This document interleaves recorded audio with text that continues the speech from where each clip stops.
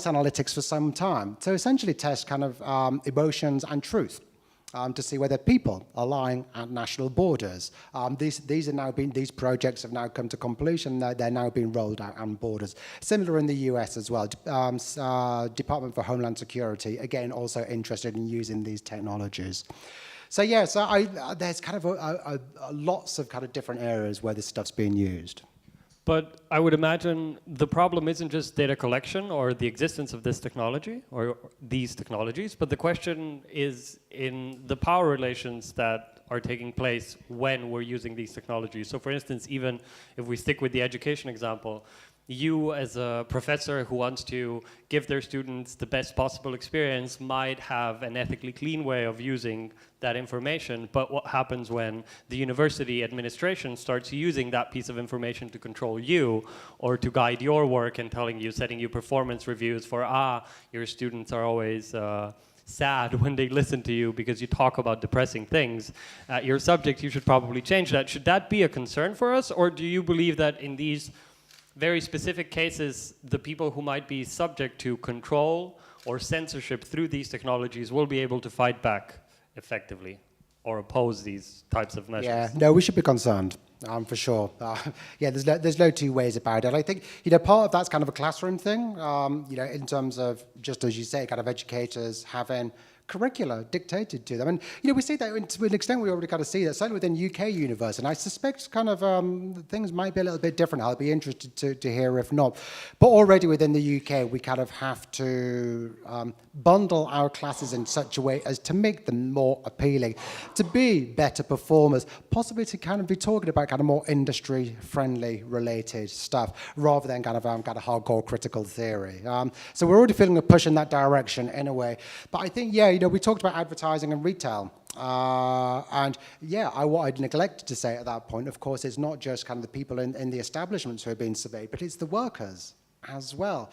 So what does it mean to kind of have, to be, not just to kind of have your kind of performance managed and kind of watched, just as you would expect any kind of human manager to do, but literally to have every single micro expression captured, segmented, analyze, and for somebody to make decisions on the basis of this stuff. And of course, this all assumes that the technology is any good. This all assumes that the technology does actually gauge emotions. But of course, what a person feels and kind of what a person might express can often be two different things. And emotional life doesn't fit into kind of happy, sad, angry, etc. It's far, far, far richer. All of this kind of works on the basis of there being the basic set of emotions. It's based on a particular psychological idea, which is kind of, for many, is kind of really discredited. What's absolutely for sure is that there's no universal agreement on what emotions are. Now, that might not matter so much if you're kind of in public space and you're looking at ads.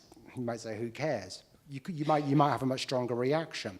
But if you're talking about life decisions, for example, in relation to mental health, in relation to insurance, in relation to well-being, you're being judged on a faulty psychological model, and you're having got a life decisions made about you on that basis. I found that slightly concerning. Yeah, you talk about that in the book, the problem of how we are going towards, or we were presented with a set of universal emotions that we regularly have and that somehow all people exhibit in much the same way, but there's a lot of nuance that lacks in these situations. But assuming that at some point we find ourselves in the situation where this technology actually works, that somehow the algorithm, despite all of our mistakes, has figured out how to map emotions to certain outputs of a specific program. When does this become a problem in terms of the advertisers have always insulted us a little bit in order to sell us stuff, like you're not this enough, you're not that enough, at least implicitly. But what happens at the point where this can become highly personalized, when these insults can actually do much more lasting, immediate damage than we've seen from advertising or even pop culture that presented itself in the past 50 years? Is this something we should be afraid of? Is this something we should seek to regulate? Or is this something that is just going to happen and we're going to have to find monkey-wrenching ways to fight against this? Yeah, that for me, that doesn't sound like I do. I'll come on to an issue that I have with that point in a moment. But I think when you look at kind of what advertising does, I think it's much more, historically the advertising industry is much more insidious in terms of kind of creating identities that people feel that they have to mold themselves into, or at least around, or have to negotiate. So even if you're going to reject something, you still have to accept the premise in the first place. You still have to struggle against that thing. And I think what the advertising industry has done, and the wider promotional culture industry, that for me is kind of far more insidious than dealing with a particular instance and moment. But what I do find, again, in terms of kind of speaking, I guess, kind of in relation to your point, yeah, this kind of, in terms of these technologies, when we kind of see the woman kind of looking at the bus shelter at the end of Oxford Street, it's about whether she's happy or not. But, but thinking about whether we should be using emotion tracking technologies where you might kind of walking through a shopping centre, you might have 2 children with you, you might not have slept, you're kind of a single parent, it's kind of possibly having a tough time. So the idea of kind of living through emotion tracking, having each micro expression captured, that just seems to me really intrusive. And it is a physical violation. And I think in terms of how we think about this, it is different from behavioral advertising. It's much more to do with our bodies. It's much more sensitive, and it's, as the title of the conference, it's much more intimate. And I think that's, it's quite important. Yeah, I would totally agree with that. Some of our most intimate emotional moments are usually taken away from people, right? So there are situations where you have to fight your own body to step out of the room in order to be able to cry alone because that's what you want to do. Whereas sometimes people used to do that in public places. You could have an alone cry in a public park. What happens now when that becomes nearly impossible, at least in terms of what the government is concerned with? Does anyone have any questions? Okay, so yes. I have a question. Okay. I have a question about this control of people on the border with some sort of emotional artificial intelligence technology. So if we think about how a basic lie detector machine works, it also measures it doesn't measure if you lie, it measures your bodily response, and then on the basis of this, they conclude if you lie or not. Mm-hmm. And this technology is not admissible in court. For example, a lie detector test, you cannot present it as evidence in court. Why then do we now have some kind of emotional artificial intelligence machines at airports, I think, in Hungary, in Greece, in Latvia, if I'm not mistaken? Why are they there? Who thought this was okay to put them there? And are they in any way different than just your basic old, well-known lie detector machine? They're different. One measures blood, the other measures voice. So the one kind of being kind of rolled out at points is based on voice rather than blood in terms of kind of blood flow, pressure, and reactions. But but the error rates are still there. These things can't be perfect. And I think in terms of why kind of lie detection, kind of why they're not used, it's an error rate issue, but they're still pretty good. The technologies, I'm not speaking on defense of kind of those using these things, but they're not totally and utterly flawed. And so the reason why they're increasingly used at borders is because they are of some utility, they are of some usefulness. In terms of how they're being rolled out in an advisory capacity. So the machine doesn't get to make the final decision on whether you kind of enter or not, but simply you'll be flagged on the basis of your responses to that. So in terms of why they're being used, that's why. In terms of whether that's a good thing or not is kind of another question that kind of raises a whole set of other issues. But does that answer the question? I don't think it does. No, because I don't understand So what the premise is that this machine is going to determine better than a human if the person who is trying to come into a country is lying or not, and or what? But I think the answer, unfortunately, is yes. So in terms of the research was done on this. It has been tested. As to whether it totally fails is kind of another question altogether. But I think if we're going to critique the technologies and we want to do something about them, I don't think it's at least in this case, it's not necessarily on the basis of effectiveness. Of course, the question is kind of what kind of error rate are we willing to accept?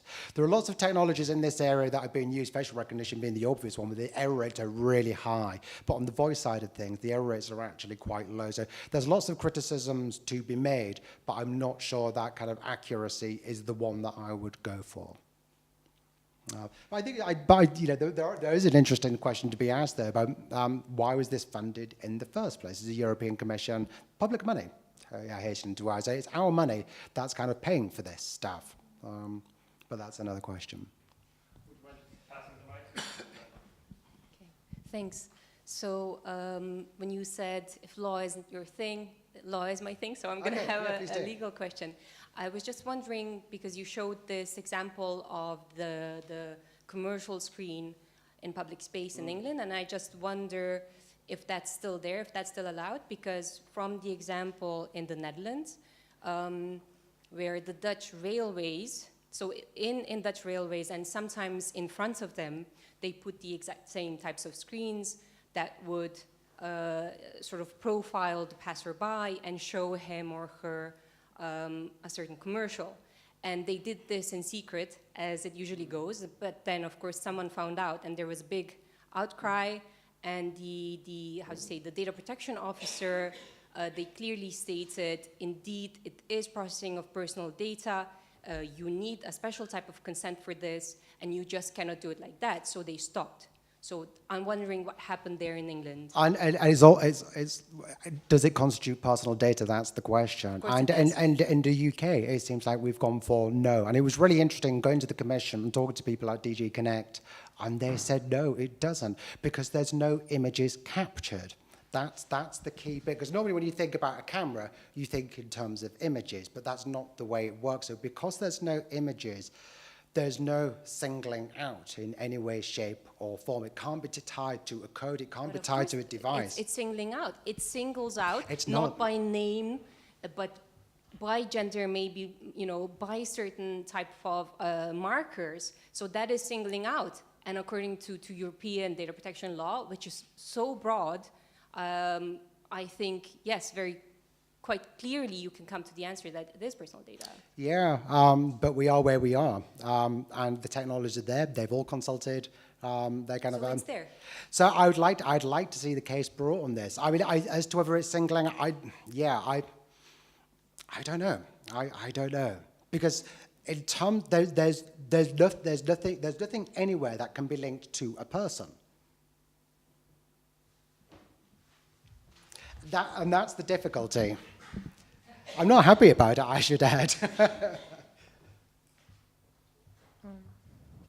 So I want to just say something about this, the lie detector. I checked who are the organizations that are involved in this. I think it's around 10 research institutions. And my guess would be that that's the data needed in order that science can progress in this specific area. Because in order that they validate their own hypothesis, they need data for this. And all the countries that are included, it is from the side of it's public institutions, it's public education. It's just like specific technology faculties that are involved in this. And it's also on the side, it's interesting that, I don't know why, but maybe not to be so easily scraped, but it's funny that you cannot really, you only see the logos of the organizations involved. So it's kind of like, again, science backing up that kind of oppression in a way. And for the GDPR facial recognition, we can, every national state in EU can put additional legislation around this sensing of facial data. But we need to, one of the ideas of this festival should be that there is, I'm not sure what is the biggest problem that people think we should regulate more, or whether regulation is something that we are seeking. But Slovenia has the possibility to put additional, what's the name? Additional legislation to further regulate this. So yeah, that's a call for everyone who wants to contribute to this, so we can prevent this, because apparently it's not happening yet in Slovenia. But this is not 100%, but I asked, so I guess we can still do something. But the question is whether we need some public pressure and actually see whether people think this is problematic. I believe if people are giving a story, what this actually does, why is this important, people would understand that it's an issue. But if you just say that it's used for personalized services and to make user experience better, then we are users and we are consumers, we're not citizens. And like, I think this whole question should be phrased and framed in relation to us being citizens, not consumers. And then it's, well, that's it. Yeah, I agree. So GDPR itself is pretty clear that it says that, yes, there's X, Y, and Z legislation. You can't fall short of this, but you can do more. So each data protection region can do more if it wants to. So there's absolute scope to improve coverage, particularly in relation, well, yeah, for example, in relation to these technologies. But I think, yeah, in terms of the user services thing, the interesting thing here, that argument can't be made. I know you're not making this argument, but there is no enhanced user experience. There is no enhanced user services. There's not really even the argument about personalized experience of advertising. It quite literally is just exploitation of citizen expressions. That's what it is. There is no benefit for people in any way, shape, or form. Anyone else? So then I'm going to intervene. I agree with those who say that utopia shouldn't be a bad word or a dirty word. And we've talked mostly now about situations where emotional or empathetic technologies are being misused. What would be some of the ways in which you see that these can either enhance human experience, not just the user experience, which can maybe comment on what's happening? I'm sure there's a lot of stuff happening in art. So what are some of the examples which might hopefully someday go from art into our real lives to make things legitimately better? Yeah, I mean, a few things there. One, I find a lot of technological discourse and commentary and philosophy, it tends towards the catastrophic, it tends towards the dystopian, and in all my work I try to avoid that. I don't like that narrative. I don't find it very helpful, because we do actually have issues and problems and things in front of us, and we need to deal with these things in quite tangible, realistic terms. So I don't start from the position that technology is innately bad. In terms of how these technologies can be used in interesting ways, they can. They can enhance our interaction with our technology, and there are quite simple ways of doing that. So if we have the processing taking place on our devices, edge computing, all that kind of stuff. So data isn't going to the cloud, but if it stays on our device, then you can interact with your technologies in new, novel, and interesting ways. In terms of stuff from art itself, yeah, there are interesting things happening, because we're talking about emotion, we're talking about expression, we're talking about self-discovery. I think for me, I'm working with a few artists in the UK on this stuff, and the project, I'm not sure if I should say this, but I will. The project that I really want to do, that I want to get this guy to do with me, is to explore the tension between these technologies that are based on categorizing basic emotions.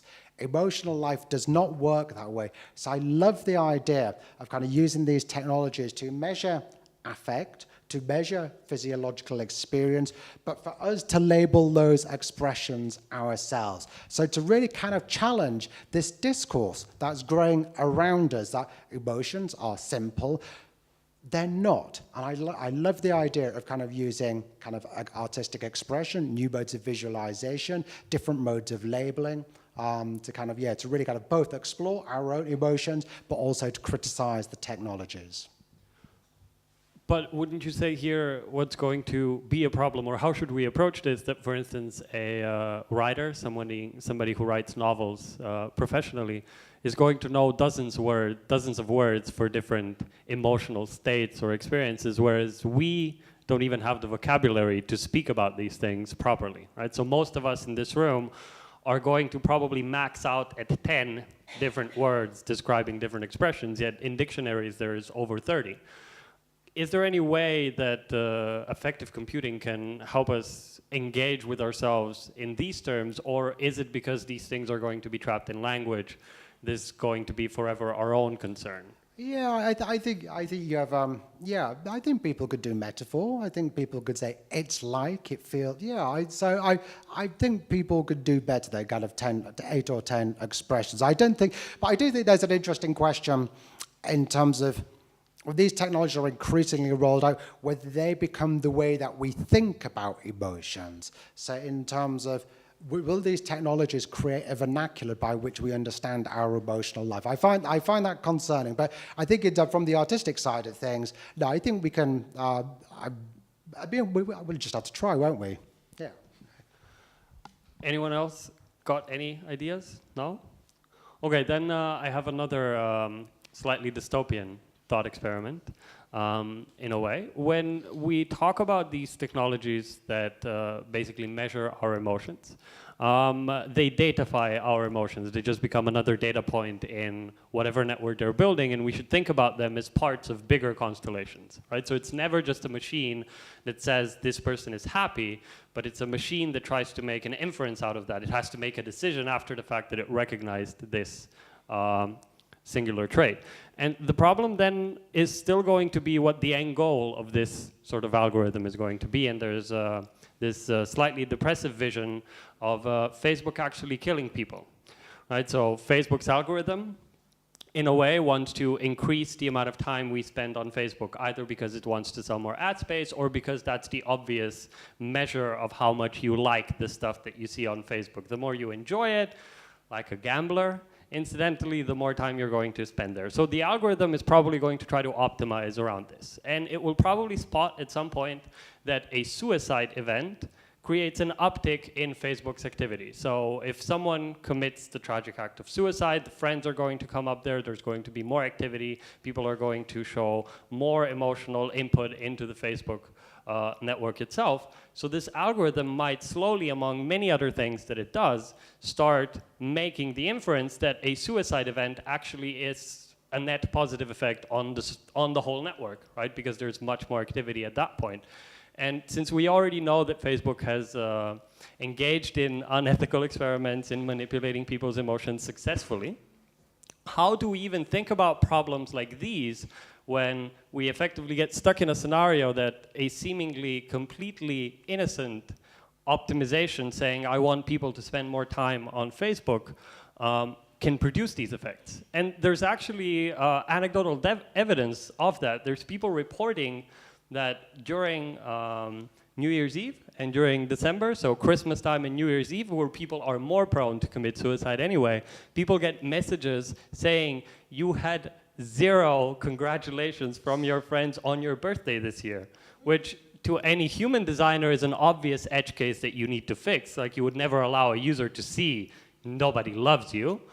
But the algorithm, apparently, which was left to decide who gets the notification and who doesn't, measured somehow that this is a good idea. How do we engage with fighting for our rights or our spaces or our intimacy in networks like these?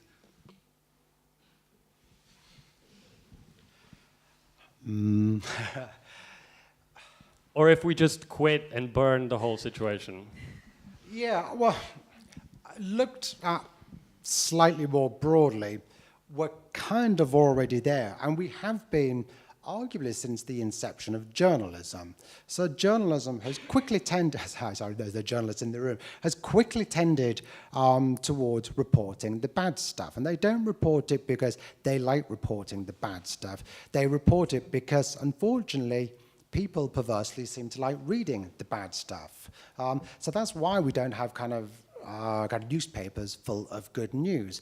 So in terms of kind of your question, and I guess in a sense that is kind of a relatively simple algorithm. It's very straightforward, but I guess the principle kind of still applies online. And I guess what you've done, you've kind of taken it to a conclusion. So in terms of your broader point, I guess the question then is kind of how do you kind of mitigate for kind of negative loop algorithms? Yeah, or even algorithms which are going to unintentionally produce negative effects. So I'm sure this algorithm is going to infer many, many interesting things about people and it's going to show cats to people who love cats and all sorts of trivial stuff. But in the end, there are going to be, if not direct, very, very close to direct effects of these algorithms which are going to be negative. Is there a way for us to fight against these things? Because, for instance, even when Facebook replaced the like button with all of the different emotions that you can now choose, this basically led to them creating a much more detailed psychological profile of the people who are on that network. So even the interface is changing in that way.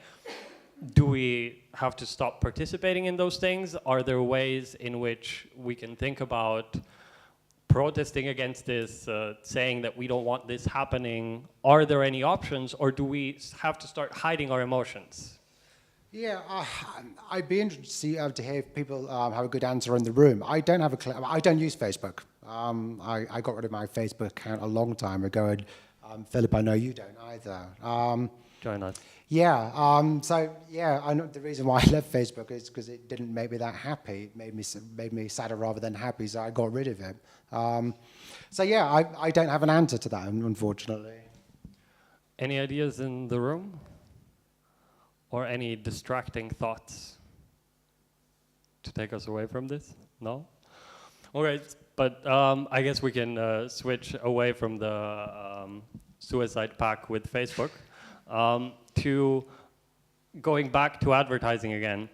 What we've seen with programmatic advertising, at least in Slovenia, in my experience, in my few advertising years, is that it is mostly underutilized. So advertising agencies don't do as much with it as they possibly could because they don't have as much interest in actually utilizing these things. When you're an ad agency, effectively you just want to get paid and move on, especially if you're just an employee. However, these tools, once they are created for advertisers, get misused by other groups with differing interests or with stronger interests. So political parties, fringe groups who want to achieve something, activists or NGOs who want to do things. Is it a problem, or how to think about the fact that what we're left with, even when we try to do good with these tools, are tools that were effectively designed for mass manipulation in a very specific advertising sense? And how do we start or go about building tools, or what would these types of tools even look like if they weren't primarily advertising, but would be designed for social change that we can get behind it? So is your idea to use programmatic technologies for positive social change? So for instance, or you could even argue that you cannot use programmatic advertising for positive social change, and that the problem is that somebody even came up with programmatic advertising and not discourse intensifying advertising or having clear thoughts, TM advertising. Are there ways in which we can think about effective computing or the information that we now get about people's emotional states to help us in these ways? I don't know if the solutions are necessarily technological, but I think it's interesting when programmatic advertising, the idea of programmatic advertising is that it takes data points from a range of sources. So behavioral advertising collects uses cookies and collects tracks your behavior as you move around the web. Programmatic advertising collects data from different devices and applications as well, not just web-based technologies. So it builds a much more complete and richer picture of who and what you are.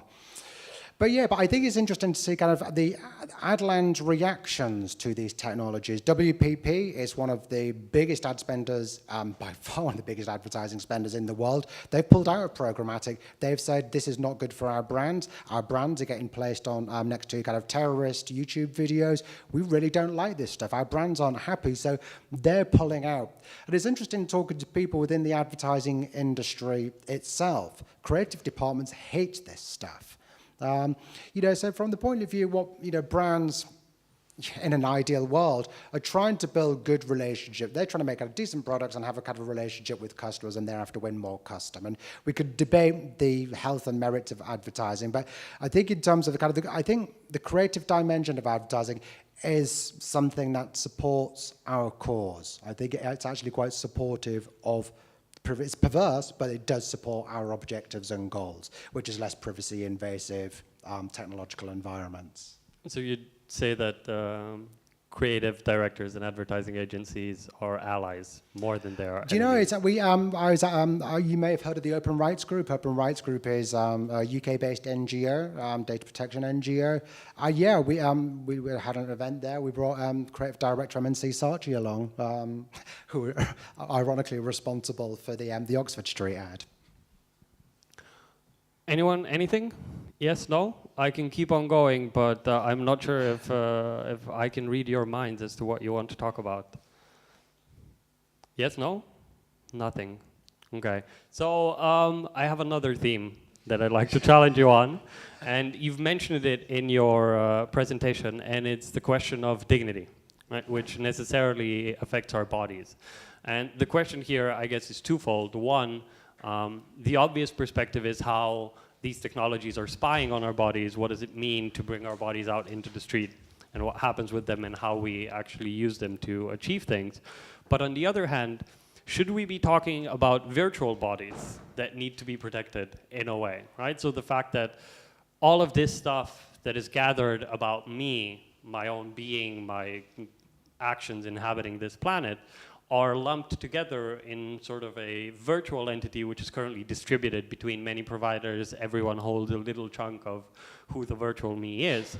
But should we start thinking about rights based on that? Should we allow people to make their digital or virtual bodies whole, or should we allow them to have the same protections for their virtual bodies as they have for their real bodies, right? So nobody can ever force me to take off my pants, not even the police officer. But no limit like this exists for our virtual selves. Is this something that we can start managing in any meaningful way? I could see why one might try to make a parallel between kind of the virtual and the physical, and of course you could quite very easily argue that the kind of the physical, the virtual impacts on the physical as well. But I think,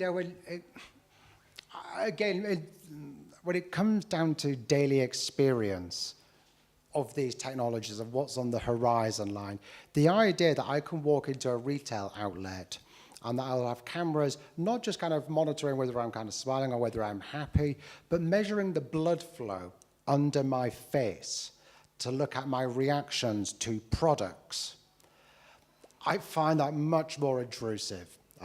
Then my identity, or kind of traces of my identity kind of being in kind of Google servers, Facebook servers, et cetera, while I'm not particularly happy on that, and I try to take steps to have the appropriate boundaries, what I'm comfortable with in terms of what I'm willing to share, what I'm not willing to share online.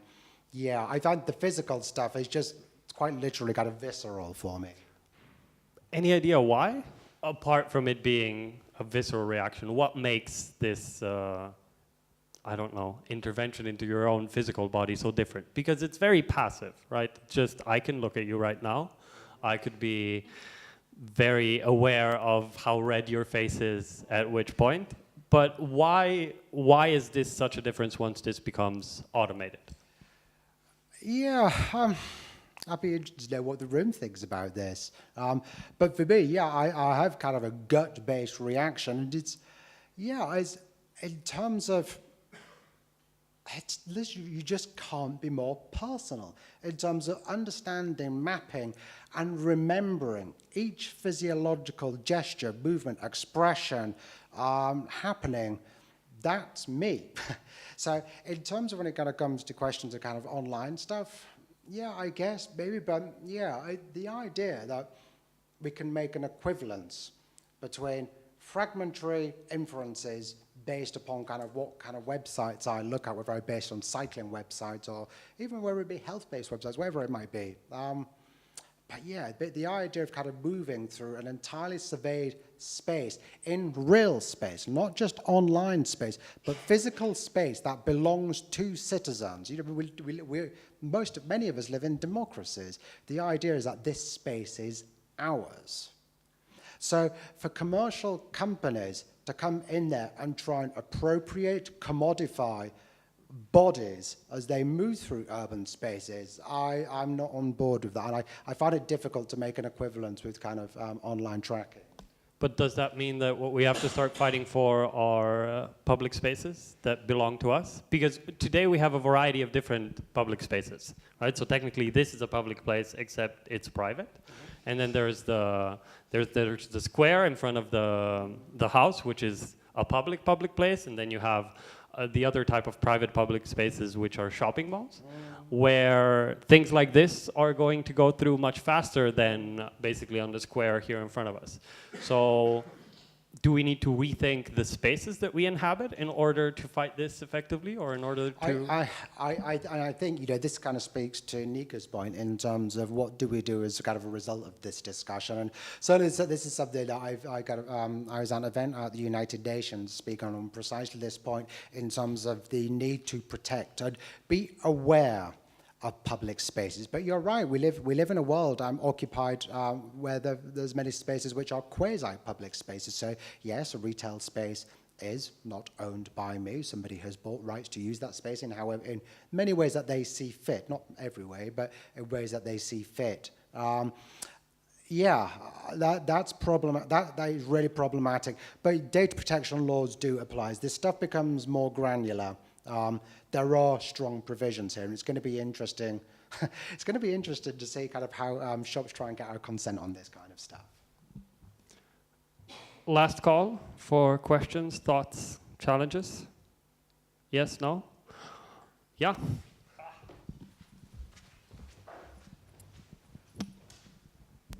Yeah, hi. I like this. I like your slides.